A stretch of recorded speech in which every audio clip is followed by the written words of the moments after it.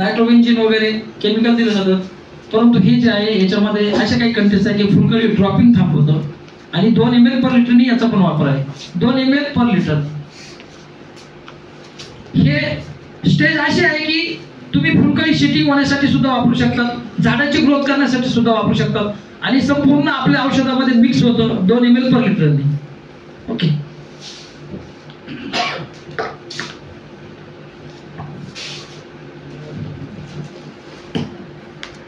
आज जमिनीमध्ये बुरशीचं प्रमाण जास्त आहे, फंगस, आणि याच्यासाठी मी कंपनीचे नाव घेणार नाही. इतके काही महागडे औषध आहे.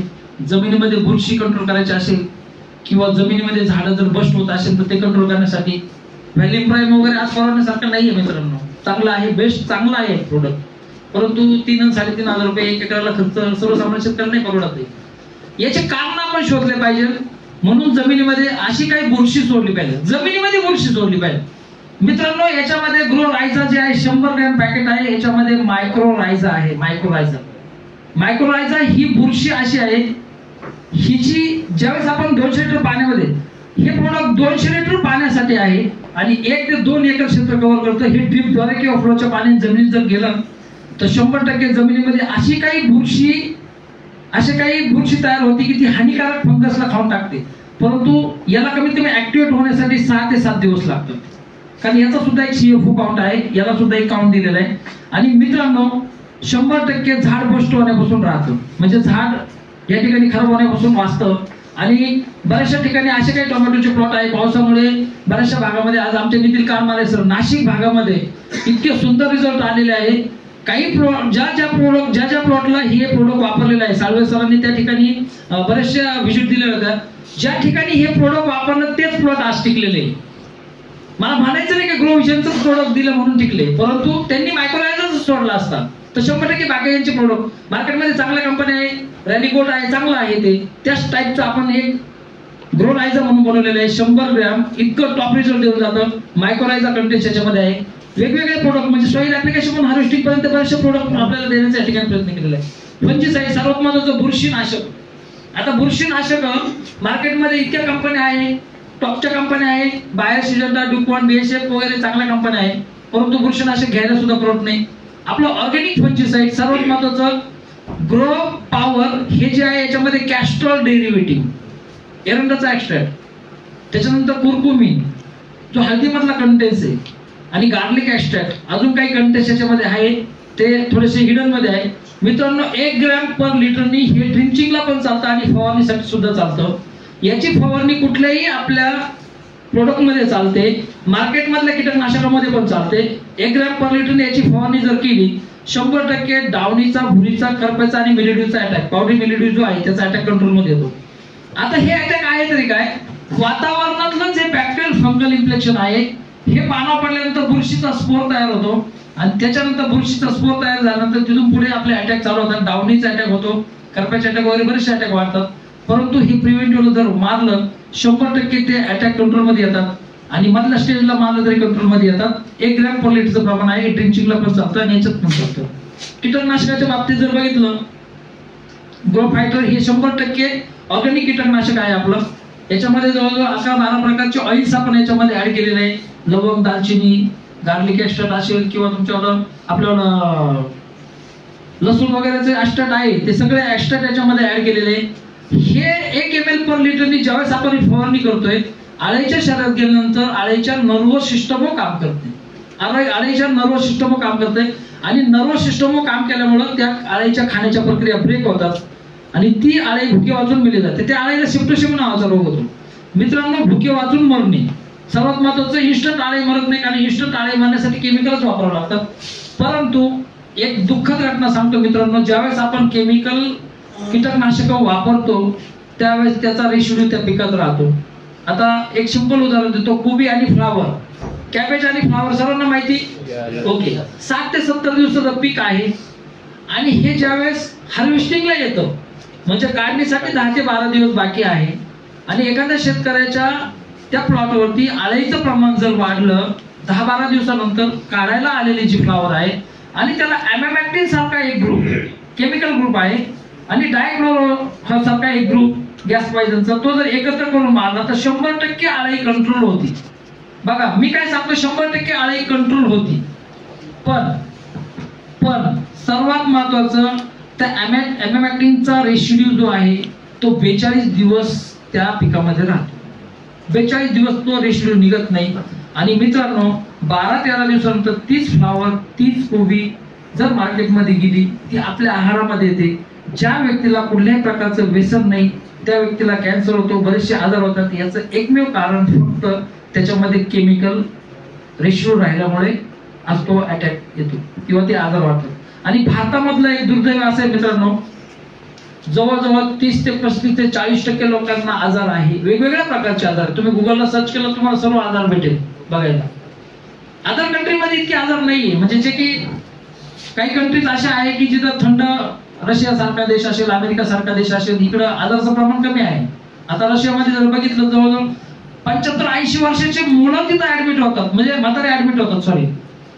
म्हणजे आपल्याकडे इथं 27, 26, 25, 22 वर्षाचे मुलं ऍडमिट होतात किंवा घरातले आपले ऍडमिट होतात, कारण अटॅक तितके आहे. परंतु त्या भागामध्ये आज केमिकल कुठल्याच प्रकारचं वापरलं जात नाही. आणि नक्कीच आपल्या कंपनीने 100% ऑर्गॅनिक मध्ये हे कीटकनाशक दिलेलं आहे.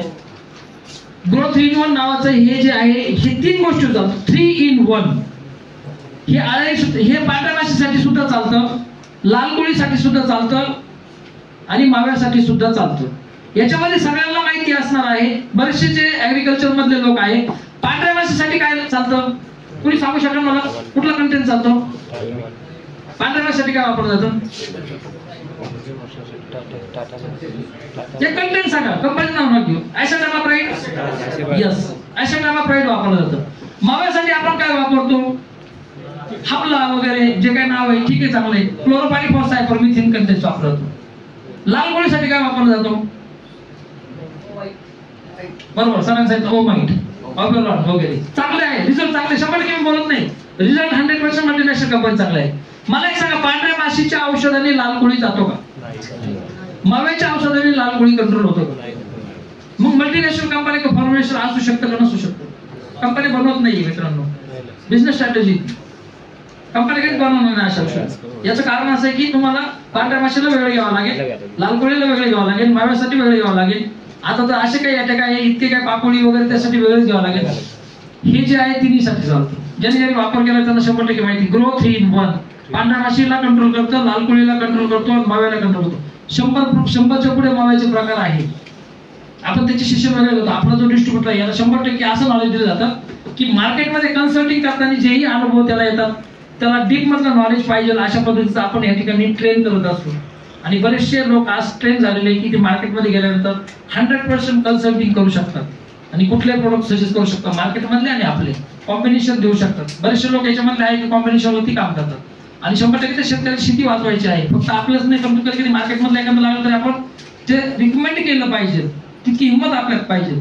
माझ्या शेड्यूलमध्ये 100% मी कधी समोरचा प्लॉट वाचवायचा जर असेल तर मी कधी केमिकल पण सजेस्ट करतो, नाविलाज आहे. कारण त्या जमिनीला 100% ऑर्गॅनिकची सवय झालेली नाही. येणारा जो काळ आहे 6 ते 8 वर्ष अशीच परिस्थिती चालू राहिली मित्रांनो, जमीन नापीक झालेली असेल आणि आपल्याला ते बदलायचंय. ग्रो विजन प्रायव्हेट लिमिटेड ही जस्ट सुरुवात आहे. येणारा काळ वेगळा आहे. येणाऱ्या काळामध्ये ऑर्गॅनिक मधलं फ्युचर आहे. आज बरेचसे सेलिब्रिटी जे आहे ते रेसिड्यू फ्री खातात आणि आज आपण सारखं मध्यमवर्गीय लोक केमिकलच खातो. आपल्या कोणत्या आहारामध्ये कधी काय येईल सांगू शकत नाही आपण. आपल्याला ते नाविलाज असतो, आपल्याला खायला भाग पडलं जातं. आपण मार्केटमधनं भाजीपाला आपल्या फॅमिलीज घेऊन येतात, नाविलाज आहे, आपण घेऊन येतो. परंतु कशामध्ये काय कधी निघू शकेल याची तुम्ही आम्ही गॅरंटी देऊ शकत नाही. इथे घातक कीटकनाशकं वापरली जातात. ज्या शेतकऱ्यांनी कीटकनाशकाचा फवारा कोबी, फ्लावर, टोमॅटोला वापरला असेल तर संध्याकाळी त्यांच्या घरच्यांनी जरी त्यांना भाजी आणायला सांगितली किंवा ती फ्लावर, कोबी किंवा टोमॅटो आणायसाठी ते शेतकरी नेत नाहीये. त्यांना माहिती इतकं घातक केमिकल त्याच्यामध्ये वापरले. आणि मोठमोठाले लोक आहे मित्रांनो, सेलिब्रिटीचे आहे, ते रेसिड्यू फ्री घेतात. म्हणजे पूर्ण रेसिड्यू फ्री घेणारे लोक मार्केटमध्ये आहे. मी बऱ्याचशा ठिकाणी आज काही कोकणाच्या भागामध्ये आमचं काम चालतंय. तिथे सरळ आंबे म्हणून गाव आहे शहापूरमध्ये, 100% भेंडी केली जाते, ऑर्गॅनिक केली जाते. 100% 60 रुपये किलोने जागेवर 4 किलोचे बॉक्स अक्षरशः 600 रुपये किलोने विकले जातात. आणि हे घेतो कोण? सगळे लोक, म्हणजे जे टॉप लेवलचे लोक घेतात. आपण स्वतः शेतकरी, आपण केमिकल खातो. असो, सर्वात महत्त्वाचं आपल्याला याच्यात बदल करायचा आहे. त्याच्यानंतर आपण जे प्रोडक्ट, सर्वात महत्त्वाचं असे काही प्रोडक्टची निर्मिती या ठिकाणी केलेली आहे की ग्रो ब्रह्मास्त्र सारखं एक प्रोडक्ट आहे ज्याच्यामध्ये ग्रेड 1 चे मायक्रोन्यूट्रन याच्यामध्ये ऍड केलेले आहे. ग्रेड 1 चे मायक्रोन्यूट्रन जसं की मॅंगनीज असेल, फेरस असेल, झिंक असेल, कॉपर असेल, मॉलिब्डेनम असेल. आता ही वॉटर सोल्युबल म्हणजे काय? पाण्यामध्ये टाकल्या डिझॉल्व्ह होणे त्याला वॉटर सोल्युबल म्हटलं जातं. आणि ग्रो ब्रह्माचा जर 1 एकरला 3 किलोचा 1 एकरसाठी वापर केला तर 100%. याच्यानंतर परत काही टाकायची गरज पडत नाही असं मला वाटते. म्हणजे तुमच्या आवाजाचे बरेचसे डोसेस झालेले असतात, नंतर फुगवण असेल, फुटवे असेल, सगळ्या काही गोष्टी याच्यातनं कव्हर होतं. ग्रोवर्धन म्हणून आहे 2 लिटर आणि 5 लिटर याच्यामध्ये आहे. हे वॉटर, हे सुद्धा लिक्विड फॉर्म मध्ये मायक्रोन्यूट्रन याच्यामध्ये ऍड केलेलं आहे. मी कंपनीचं नाव नाही घेत, मार्केटमध्ये याचे रेट रमेश सरची नामची चर्चा झालेली आहे की टॉपच्या कंपन्या की 2-2 हजार रुपयाला 5-5 लिटर मायक्रोन्यूट्रनच्या काही ग्रेड विकले जातात. पण मित्रांनो 1550 रुपयामध्ये 2 ते 3 एकर साठी आपल्यावालं ग्रोवर्धन हे आहे, शेतकऱ्यांना एकदम परवडून जातं. याच्यामधले संपूर्ण वनस्पतीचे अन्नद्रव्य त्या ठिकाणी जर त्या वनस्पतीला जर भेटले तर त्याची ग्रोथ चांगली होते. म्हणजे वनस्पतीला लागणारं अन्नद्रव्य आपण देण्याचा प्रयत्न केला तर 100% त्याची ग्रोथ चांगली होते. खताच्या डोसेस मधनं अशा काही गोष्टी आहेत. भूशक्ती नावाचं जे काय आहे याच्यामध्ये 10 किलोची बकेट आहे, बेंटोनाइट केलेली आहे. बेंटोनाइट म्हणजे काय? याला कोटिंग असतं वरनं. आणि हे बेंटोनाइट केलेलं जे आहे हे जर 1 एकरला 1 बॅग जर 1 एकरला 1 बकेट जर वापरली तर बराचसा खताचा खर्च कमी येतो, कारण याच्यामधले कंटेंट्स काढून जातात. त्याच्यानंतर भूशक्ती जी आहे ही शायनी बॉल आहे, 5 किलोची बकेट आहे, शायनी बॉल आहे. शायनी बॉल म्हणजे जसं की सायकलच्या एक आपली रिंग असते, त्याच्यामध्ये बेरिंग असते, त्याच्यामध्ये छोटे छोटे गोळे असतात, बरोबर, चरे म्हटलं जातं. ओके, तर त्या ब्लॅक कलरच्या आणि पिंक कलरच्या आहेत, ते बेंटोनाइट केलेले आहे. कंपॅरेटिव्ह मी जर बघितलं तर माझ्याकडे काल एक ऑफिसला 4-5 टॉपचे लीडर आले होते, मी नाव नाही घेत आहे, परंतु त्याचा जर रेट बघितला आपण मायक्रोन्यूट्रन प्लस ह्युमिक आणि फुलविक वगैरे ऍड केलेलं आहे. मायक्रोन्यूट्रन हा महत्त्वाचा बेस आहे मित्रांनो, ह्युमिक वगैरे फक्त महत्त्वाचं नाही, कारण बऱ्याचशा कंपन्या फक्त ह्युमिक आणि फुलविक त्याच्यावरती कार्यक्रम चालतो, परंतु त्या वनस्पतीला लागणारे जे अन्नद्रव्य आहे ते आपण जास्तीत जास्त याच्यात जर दिलं तर 100% खत आणायची गरज पडत नाही. आपल्याला शेतकऱ्यांचा खर्चच कमी केला पाहिजे. 50 किलोच्या खताच्या बॅग मध्ये किती किलो एनपीके असतात कोणाला माहिती?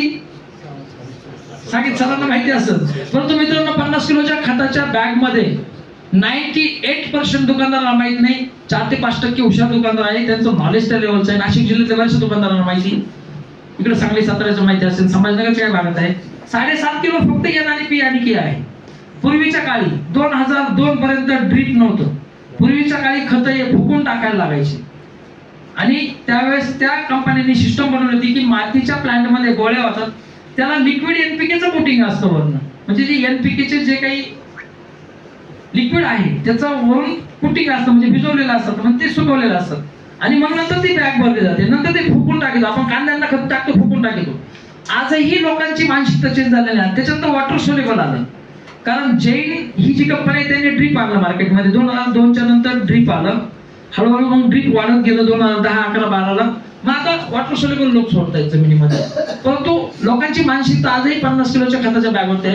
आणि मित्रांनो युरिया सर्वात महत्त्वाचं, युरिया बरेचसे लोक वापरतात. ऍक्च्युअल युरिया जर वापरला तर ते कमीत कमी आपल्या शरीरामध्ये, मी एक व्हिडिओ बघितला आता, नक्की तो खरा आहे, आम्ही नंतर गुगल सर्च केला, आपण वर्षभरामध्ये प्रत्येकाच्या शरीरामध्ये 2.5 किलोच्या आसपास युरिया जातो मित्रांनो, प्रत्येकाच्या शरीरामध्ये. इतकं घातक प्रमाण आज युरियाचं आहे. आणि युरिया तसा तयार करायला नायट्रोजन हवेतच आहे, नॅचरल काही गोष्टीत आहे. आणि आपण सर्वात महत्त्वाचं ऑर्गॅनिक मध्ये काम करण्याचं एकच रिझन आहे की त्याचा रेशिड्यू त्याच्यामध्ये राहिला नाही पाहिजे. आणि तो रेशिड्यू राहिला तर नक्कीच पुढची पिढी येणारी आपल्याला पुढचा जो काळ येणारा घातक आहे. ऍक्टिव्ह नावाचं जे प्रोडक्ट आहे, मला असं वाटतं डेमॉन्स्ट्रेशनला नाही आणलं ना, ठीक आहे, हरकत नाही. ऍक्टिव्ह डेमॉन्स्ट्रेशन बरेचशा लोकांनी बघितलं असेल. Okay, active